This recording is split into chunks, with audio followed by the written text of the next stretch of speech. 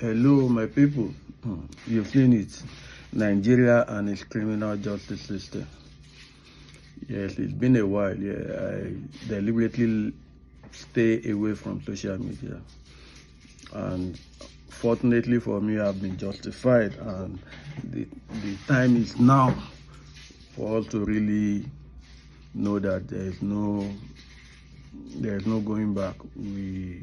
There's a price. All the developed countries, before they get to the state of development, some people pay the price. And so the more they try to suppress an idea, the more it evolves. And the idea for Nigerian freedom and entrenchment of democracy has come. I was on Inibe Effiong page and I saw a story which was actually stated or said in D.A.S Sunday program about the intimidation and the threats of kidnapping that is looming on him. Some of us too have paid our own price. There's a price for speaking truth to power in Nigeria. Even on social media, you pay the price. But are we going to sit down and just give up? Kudos to some of this younger generation, the likes of Enibe, the likes of D.A.S, the other guy, Dark Man, and they've given up hope that we cannot give up. We cannot just give up. Nigeria is tilting. Some said it's already a captured state, but no matter the states of the decay, it can be remedied, and we just need to keep on fighting. There is price for speaking truth to power in Nigeria, and we just need to. The good thing is, if only they know about history, they will know that yes, when you try to suppress an idea, you just give him 1001 more power to even explode in your face. And I think that's what has come. We are resolute. We are non-violent advocates for democracy, freedom, and a developed Nigeria. And the tyrannical government, because this is pure tyranny, like I said, since all the elements of a captured state is really present in the Nigerian system. But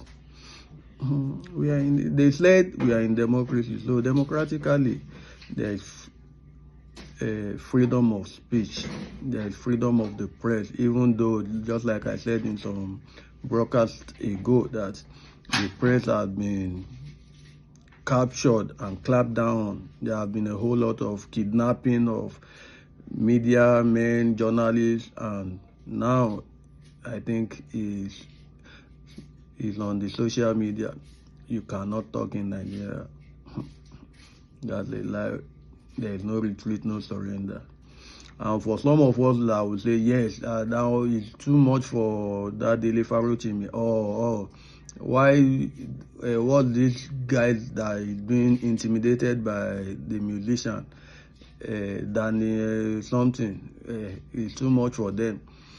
Nigeria, if you want to practice democracy, let's know we are practicing democracy. And by democracy, it is ruled by law. That's what they call the rule of law. Democracy is ruled by law.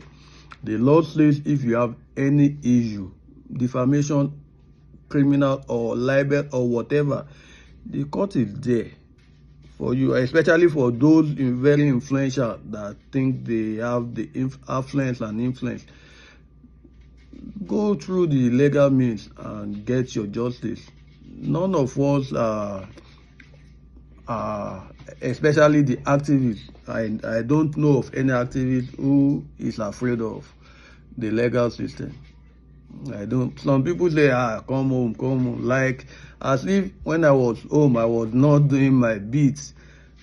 I was arrested severally during my community, even at the very micro level of the community, agitating for a better community, a land that was allocated and designated as for primary health care and community use.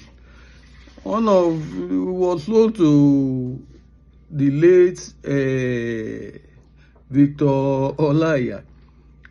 We were arrested, detained at Manti for several hours.